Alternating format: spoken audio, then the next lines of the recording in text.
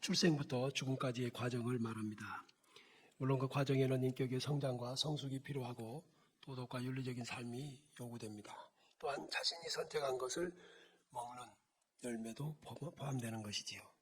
디모데후서 4장 7절에 이런 말씀이 있습니다. 나는 선한 싸움을 싸우고 나의 달려갈 길을 마치고 믿음을 지켰다. 인생의 마지막에 이렇게 말하는 한 사람이 있으니 그가 바울 사도입니다. 이 가운데 있는 저와 여러분은 우리 인생의 마지막이 올 텐데 우리는 출생했으니까 이제 죽음의 순간이 오지 않겠습니까마는 그때 과연 이렇게 말할 수 있을까? 내가 달려갈 길을 다 마쳤다. 믿음을 지켰다. 그래 이제는 후회 없고 여한 없이 이 세상을 떠나 하나님 품에 안길 수 있다라고 한다면 얼마나 좋겠나 싶어서 오늘 저는 스스로 만드는 미래 하는 제목으로 우리 같이 말씀을 상고하려고 합니다. 자, 출생부터 죽음까지의 과정을 이렇게 한번 생각해 보시죠. 한 장의 도화지가 주어지고 거기에 네가 그림을 그려라. 그러면 그리다가 보면 잘못될 수도 있겠는데 찢을 수도 없고 버릴 수도 없고 딱 한 번의 기회니까. 그렇다면 그 그림을 완성해 가는 순간 어떻게 시간을 보낼까?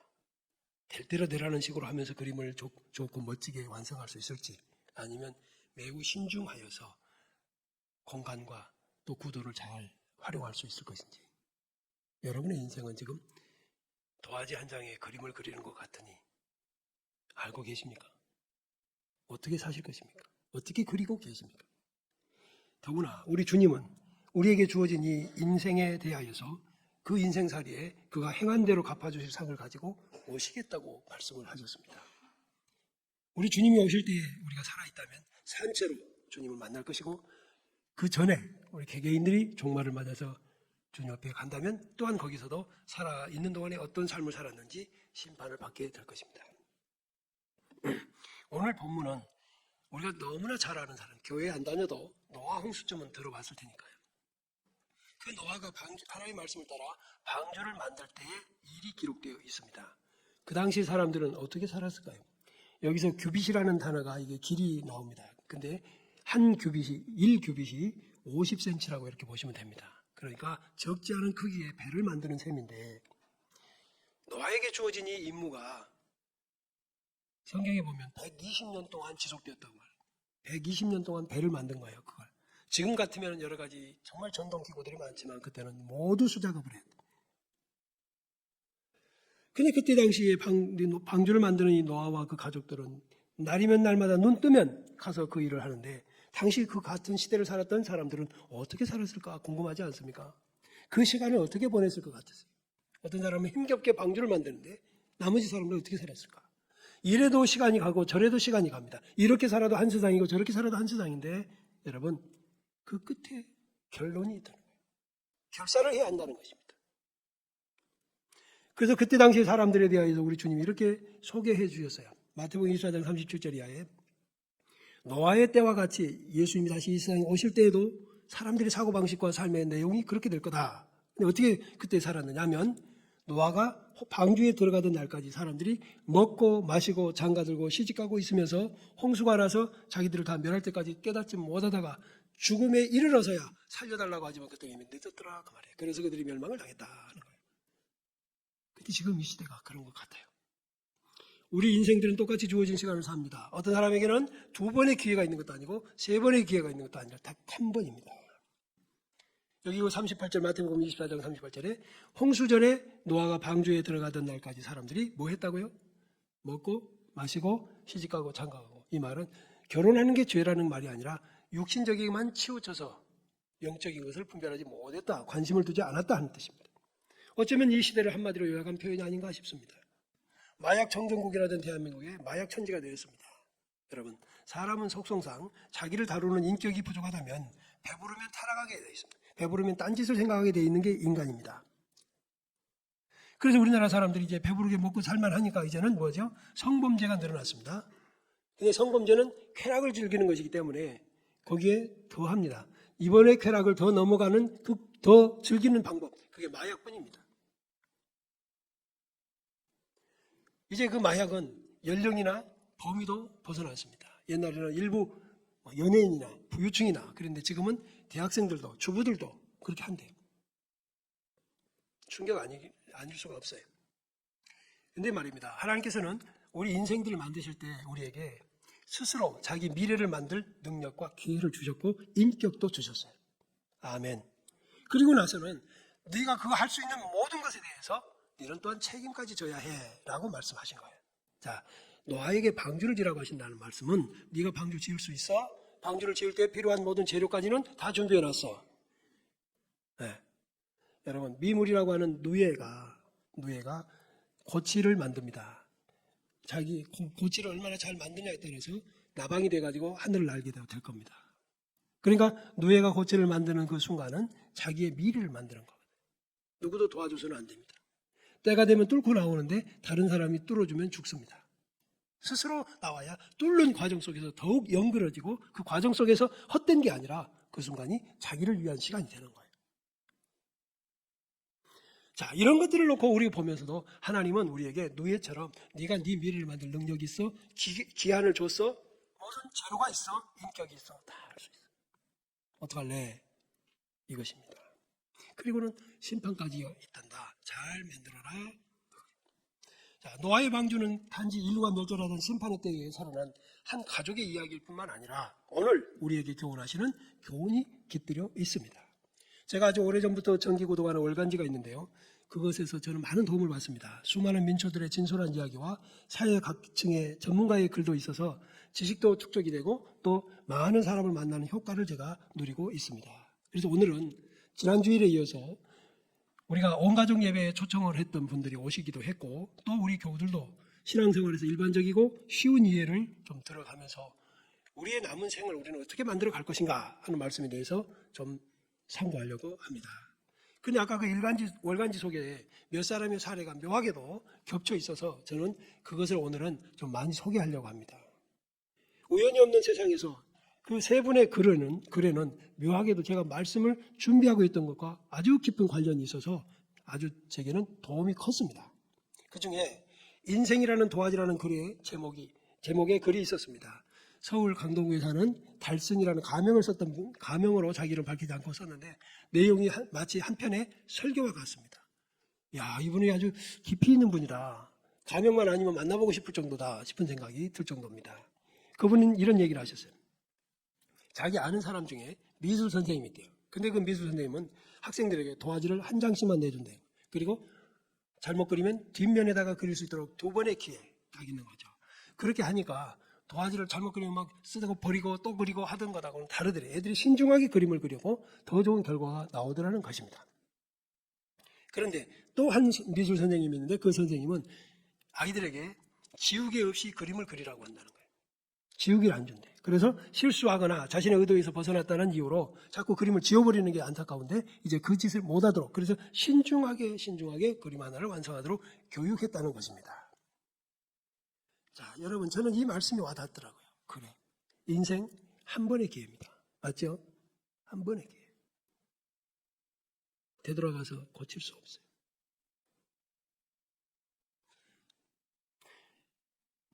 그분은 어린 시절에 종이 한 장의 소중함을 알려준 것은 현명한 미술 선생님이 아니라 가난이었다고 말합니다. 미술 수업이 있는 날이면 스케치북에 나는 몇 장 남았나 셌대요. 그리고 선을 조금이라도 빗뚤게 그리면 지우개로 살살 문질렀대요. 물감을 잘못 칠하면 어떻게든지 창의력을 발휘해서 그 실수를 수습해서 한 장으로 마무리했다는 거예요. 그런데 자기와는 달리 여유로운 친구들은 그림이 마음에 들지 않으면 그 종이를 뜯어버리고 처음부터 다시 그리고 또 그때 그 잠자리가 그려진 지우개를 쓰는 친구들이 굉장히 부러웠다는 거예요. 왜냐하면 그 지우개를 연필 자국도 남김없이 깨끗하게 지울 뿐만 아니라 세게 문질러도 종이가 찢어지지 않았다는 거예요. 어쩌면 이 사람도 나이가 좀 들었던 분 같아요. 우리 시대에 제 또래인 것 같지 않을까 싶어요. 과연 우리 때는 지우개가 얼마나 빡빡하고 또 문지르다 보면 종이가 쉽게 찢어져 버리는지. 그런데 그분은 이런 말을 이어갑니다. 어쩌면 어린 시절의 가난 덕분에 지금의 내가 있는지도 모른다. 언제든 새하얀 종이에 새롭게 그릴 수만 있었다면 내가 사용하는 지우개가 몇 번 지우든 종이를 찢어버리는 일이 없을 만큼 부드러운 지우개가 있었더라면 어떻게 됐을까? 뭔가 잘못됐다고 느껴지는 순간마다 내 인생을 종이처럼 구겨버리고 싶지 않았을까? 어느 날 신이 나타나서 내게 지우개와 도화지 한 장을 건넨다고 상상해 본다. 지우개는 과거를 지울 수 있고 종이에는 원하는 인생을 그릴 수 있다. 그렇다면 이제까지 살아온 인생보다 더 나은 그림을 그릴 수 있을까? 그런 삶을 살 수 있을까? 아니. 여러분, 가끔 이와 같은 우리의 소원을 담은 영화가 그려지죠. 과거로 돌아가는 시간 여행 말입니다. 그런데 그 내용에는 보면 성공하지 않습니다.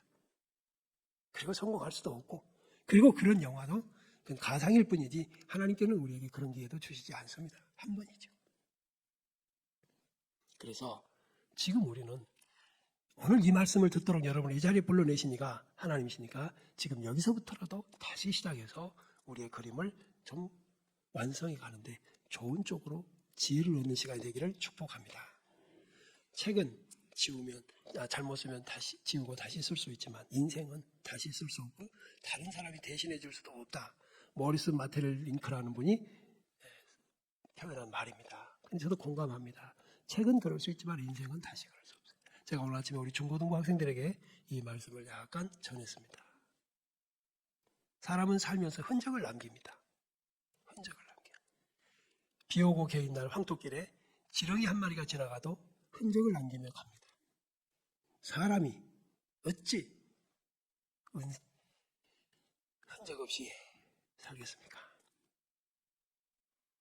노아에게 방주를 지으라고 주신 기회는 우리에게 모두에게 공통적인 기회입니다.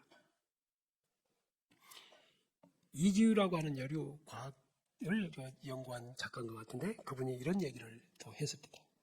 그분은 지금 인류 문화가 그리고 어떤 설들이 대부분 북반구에 살고 있는 우리 인류에 의해 만들어졌고 그것도 중위도에 있는 지역에서 만들어진 것이라는 거예요. 그래서 우리가 역사 시간에 배운 모든 문명들이 북반구 중위 지역에서 만들어졌기 때문에 그것으로 우리가 알고 있지만 사실 남반구에서 본다면 또 그 다를 것이라는 거예요. 그러가면서 하는 말이 이겁니다. 세상에 우연이다. 세상은 우연이다. 우리가 우연히 북반구에 살아서 그렇지 남반구에 살게 됐다면 또 다른 얘기를 했을 것이다 라고 얘기를 합니다. 근데 거기에 그분의 한계가 있더라고요. 이분의 한계는 우연이 뭐냐는 거예요. 북반구 중심의 인류 문명이 누가 합의해서 그 자리에 갔습니까? 이건 우연이 아니라 하나님의 뜻입니다. 바로 이 우연을 깨뜨리는 또 하나의 글이 있어서 제가 또 소개하려고 합니다. 이것은 30여 년 동안의 법관 생활을 마친 지금 변호사로 계시는 윤재윤이라는 분, 그분이 쓰신 글이었는데 아주 그것도 제게 마음에 와닿았을 뿐 아니라 제가 우리 새가족 예배를 지난주에 드리고 이어서 오늘 말씀을 전하고 싶어서 준비 중인데 아주 중요하게 도움이 돼서 또 한 번 여러분께 소개를 하려고 합니다. 중국의 작가 양장이라는 여류 작가인데 그분은 96살 나이에 인생의 끝자락에 서서라는 책을 씁니다. 놀라운 일이죠. 그분은 청나라 말기인 1911년에 태어나서 제2차 세계대전을 경험하고 중국 공산당 시대를 살았습니다. 그러다 보니 중국에 살았는데 종교가 있을 리 없죠. 그런데 젊었을 때 프랑스와 영국에서 유학을 하면서 경험을 넓게 가진 분이십니다. 그런데 어느 날 죽을 고비를 넘기고 병원에서 태어나다가 이제 내가 이 죽을 고비를 넘기고 새로운 삶을 살게 됐는데 남은 삶을 무엇으로 채울까 고민하게 됐어요. 그리고 아주 오래전부터 품어온 인생의 근본적인 의문에 대한 해답을 찾아보기로 96세에 결심을 합니다.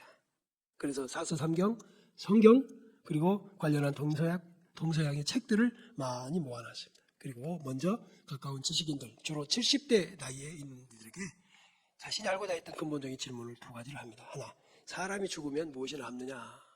그러자 그분들의 대답은 놀라울 정도로 일치했는데 죽은 뒤에는 아무것도 없다. 신이나 영혼이 있을 리가 없다. 그리고 옛날의 성현들의 말씀은 사람을 편하게 하는 마취제 같은 것이다. 이 정도예요. 근데 그 대답에 깊이가 없다는 걸 느끼고 다시 자신이 모아둔 책들을 읽고 글을 쓰기 시작합니다.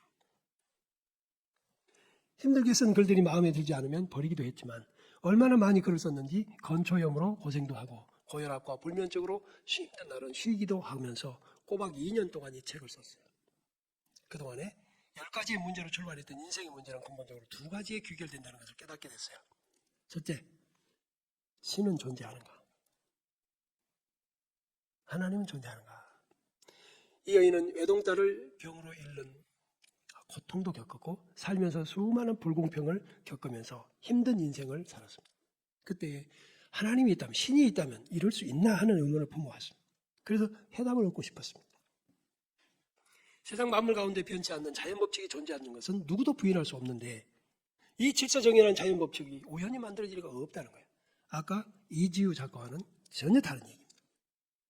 그렇다면 그것을 지배하는 뭔가가 있어야 되지 않겠느냐? 여기 계신 여러분, 저는 새가족 초청, 우리 가족 초청에서 오신 분들이 이런 질문에 고민하고 계시리라고 봅니다. 제가 몇 주 전에 부산 용두산공원을 갔습니다. 수십 년 전 제가 20대 초반에 제 아버지와 함께 거기 벤치에 앉아서 교회에 관한 이야기를 할 때 맞은편에 앉았던 한 젊은 신사가 저에게 찾아와서 당신 얘기를 선생님 얘기를 듣다가 제가 몰래 들어서 미안하지만 맞은편에 듣게 됐는데 교회에 대해 많이 아는 것 같아서 질문하고 싶었다고. 그런 자신도 교회를 다니다가 지금 그만뒀다고.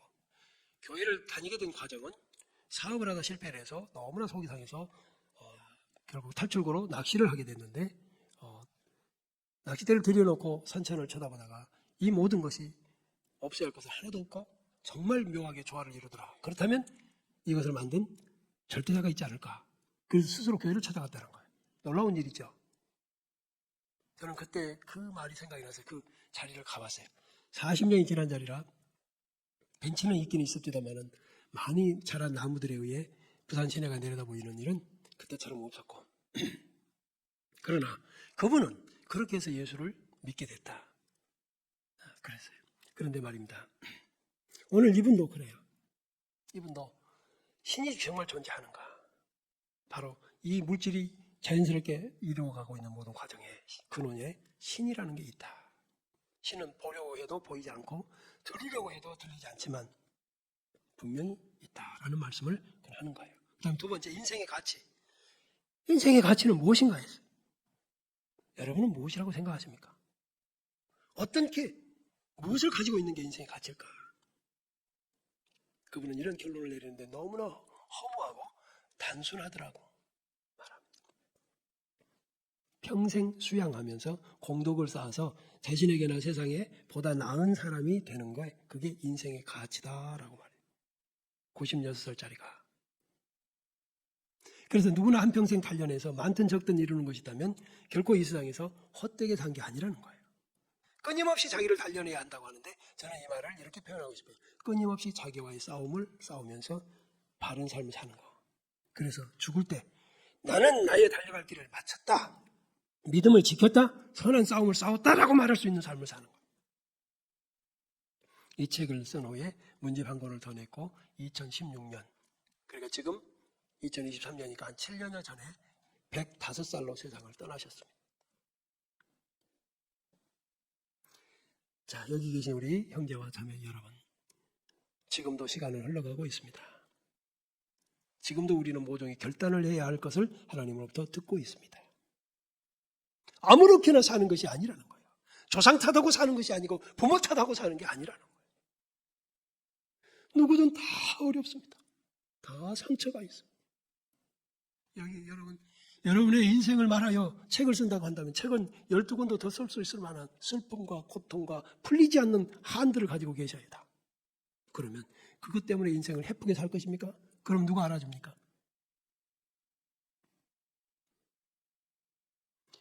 제가 참 말도 안 되는 노래 같다 제목이. 그래서 참 처음에는 웃으면서 한참 너무 수준이 낮다 싶어 한번 들은 노래가 있습니다. 품바 공연에서 나오더라고요. 근데 제목이 부처 같은 인생입니다. 아시는 분 있죠? 눈이 번쩍 뜨이는 분들은 아주 그쪽 방면으로 아주 노는 분들인 것 같아요. 근데 가사가 그래요. 내 인생 고달프다 울어본다고 그 누가 알리요. 어차피 내가 택한 길이 아니냐. 웃으며 걸어가 보자. 얼마나 많이 들었으면 제가 지금 그것은 가사를 이 정도 익혔어요. 근데 한마디도 틀린 게 없는 것 같아요. 여러분 지금도 선택해야 됩니다. 앞으로 어떻게 사실 겁니까? 믿음의 길을 선택하고 사십시오. 믿음을 지키고 사시고 선한 싸움을 싸우며, 선한 싸움이라는 것은 범죄하려고 하는 우리 타락한 육체를 하나님 말씀 안에서 지켜가는 걸 말하는 것이지 다른 사람과 싸우는 얘기 아닙니다. 인생은 결국 자기와의 싸움입니다. 수많은 유혹이 있고 수많은 타락할 기회가 있습니다. 그것을 이겨나가는 게 인생이에요. 저는 어렸을 때부터 이 길만 쭉 왔습니다. 멋진 청년의 시절도 저는 있었어요. 제가 앞에 나서면 그래도 멋져 보일 때도 있었다고요. 그때 오는 성적 유혹, 세상을 향한 권력의 유혹, 명예의 유혹 다 있었어요. 저도. 그래서 하나님 말씀으로 지켰습니다. 그러니까 지금 와서 그래도 여러분 앞에 이렇게 떳떳한 양심으로 말씀을 전할 수 있습니다. 사랑하는 형제와 자매 여러분, 지금 우리가 사는 세상은 신중하게 살아야 할 세상인 것 같습니까? 아니면 캐서라서나 될 대로 되라는 세상인 것 같습니까? 디도서 1장 12절에 보면 그레데인 중에 어떤 선지자가 말하되 그레데인들은 항상 거짓말쟁이며 악한 짐승이며 배만 위하는 게으름뱅이라 라는 말씀이 있습니다. 지중해에 그레데라는 섬이 있는데 그곳에 복음이 전파돼서 그 섬 사람 중에 예수 믿는 사람들이 더러 생겨났습니다. 그래서 그 중에는 이제 목회자로 세워져야 할 사람들도 있는데 그 그레데 사람들의 특성은 뭐냐? 항상 거짓말쟁이, 항상 악한 짐승, 그리고 배만 위하는 게으름뱅이.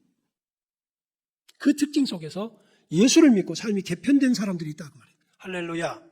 이제 그런데 그 사람들이 이제는 그러지 않은, 아직도 교회로 나오지 않은 크리스천들이 되어야 할 분들을 위해서 어떤 삶을 요구받느냐? 신중한 삶을 살아라고 합니다. 놀랍게도 2장에서는 그 말씀을 하세요. 이들은 전부 나이가 많거나 적거나 간에 신중한 삶을 요구받습니다. 그 신중하라는 말이 그 1장과 2장, 3장밖에 안 되는 이 작은 짧은 성경에 매 절마다, 매 장마다 적어도 한두 번씩은 나오는 말씀입니다. 신중하다는 말은 말이나 행동을 삼가고 썩 조심스러운 태도, 이걸 신중이라고 말해요. 또 다른 표현으로는 근신이라고도 하죠. 아까 제가 말씀드린 것처럼 한 장뿐인 도화지의 그림을 그릴 때처럼 우리 인생은 신중하게 사는 것이 후회를 줄이고 수치를 줄이는 길이며 사랑하는 가족에게 상처를 덜 주는 삶입니다. 지난주 말씀처럼 내 가족 중에 덜 힘들게 해주려고, 저 삶이, 저 일이 덜 힘들게 하려고 내가 있는 게 아닌가라는 생각을 여러분들 꼭 잊지 마시고 하세요. 그러므로 우리는 해프게 살 것이 아니라 신중하게 살아야 합니다. 그래야 나중에 아름다운 그림을 완성할 것이며 신중하게 살아야 우리 주님의 앞에 섰을 때 책망 듣지 않게 되지 않겠습니까? 그러면 재미가 없잖아요. 인생에 재미가 없고 신중하다가 보면 우리가 무슨 도 닦는 사람도 아니고 어떻게 그렇게만 할 수 있겠습니까? 그렇습니다, 여러분. 그 사람들의 질문이 아직 얄팍한 질문입니다. 말씀 안에서 살 때 하나님과의 교제를 통해서 얼마나 깊은 의미가 있고 삶의 가치를 느끼게 되는지 맛을 아직 못 보셔서 그런 질문을 하는 겁니다. 우리가 지난주 월요일에 한마당 잔치 실내 초등학교 빌려서 했잖아요.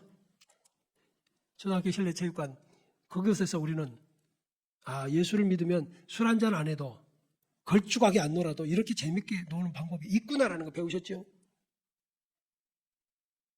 여러분, 예수 안에서 살면 손가락질 당할 일을 줄일 수 있습니다. 우리는 현대판 그레데인의 세계 속에서 살고 있습니다. 말이나 행동을 삼가하고 조심해서 우리 불신 가족들을 주께로 돌이켜야 합니다. 여러분, 직장 동료들을 주께로 돌이켜서 그들이 찾고 싶어하는 인생의 답을 예수 그리스도 안에서 찾아낼 수 있어야 합니다. 그래야 그들의 정신은 건강해질 것이고 그들은 인생을 행복하고 밝게 보게 되리라고 믿습니다. 한 장뿐인 도화지의 그림을 그리는 것 같은 인생, 우리 살고 있다는 거 잊지 맙시다. 신중하게 살아서 스스로 영생을 구하고 미래를 만들어가는 지혜가 있기를 바랍니다. 평생 성직자로 살아온 제가 즐기지 못했던 것 때문에 아쉬운 건 없습니다. 저렇게 살아보지 못해서, 돈 펑펑 써보지 못해서 아쉽지 않은 그게 아니고, 이렇게 살아와서 제 자녀들이 제 얘기를 그래도 아빠가 목사님답게 사셨습니다라는 말을 하는 것을 들을 때 저는 그게 가장 큰 보람이었습니다. 이 가운데 아직도 믿음으로 살기를 주저하는 분이 계시다면 생각해 보십시오. 해프게 사는 것으로 내가 할 몫을 제대로 안 하면 그 몫을 가족 중 누군가는 대신 해내야 하루가 저뭅니다. 저는 우리 가족이 자동차의 4바퀴와 같다고 생각해요. 그 바퀴 중에 어느 하나가 빠지고 제 역할 안 해도 나머지 성성한 바퀴들이 고통을 겪고 진도가 안 나가고 힘듭니다. 여러분 한 분 한 분은 아무런 가치가 없는 분이 아니라 대단히 귀중한 분들입니다. 여러분 한 분이 집에 안 오시면 남은 가족들이 불안하며 여러분이 오실 때까지 기다립니다. 여러분이 아프면 함께 아파하고 걱정합니다. 여러분 한 분 한 분 절대로 소중한 가치를 인정하는 분이 또 한 분 계십니다. 우리 하나님 아버지입니다. 그분은 우리를 위해서 독생자를 내놓으시고 우리와 맞바꾸셨습니다. 그분은 십자가에 독생자 아들을 내놓으시고 우리를 얻으셨습니다. 여러분을 얻고자 하시고 여러분들이 그 길을 걷도록 하십니다. 그래서 저를 사용하셔서 이 말씀을 전하게 하시는 것이고 우리 모든 교우들이 이 자리에서 다시 한번 그 말씀을 듣도록 하시는 거예요. 기회를 놓치지 마십시오. 너희가 음란과 정욕과 술 취함과 방탕과 향락과 무법한 우상 숭배를 하여 이방인의 뜻을 따라 행한 것은 지나간 때로 족하도다. 그래요. 수치스럽게 살았던 것, 자녀들에게 부끄러운 것들, 배우자에게 상처가 되는 것들, 이제 지난 것으로 족합니다. 정신 차립시다. 여러분의 삶은 오늘 이 시간으로 또 한 번 더욱 다져지고 다듬어지고 가치 있고 품위 있게 되기를 주의 이름으로 축복해 드립니다. 우리 일어나서 같이 찬양.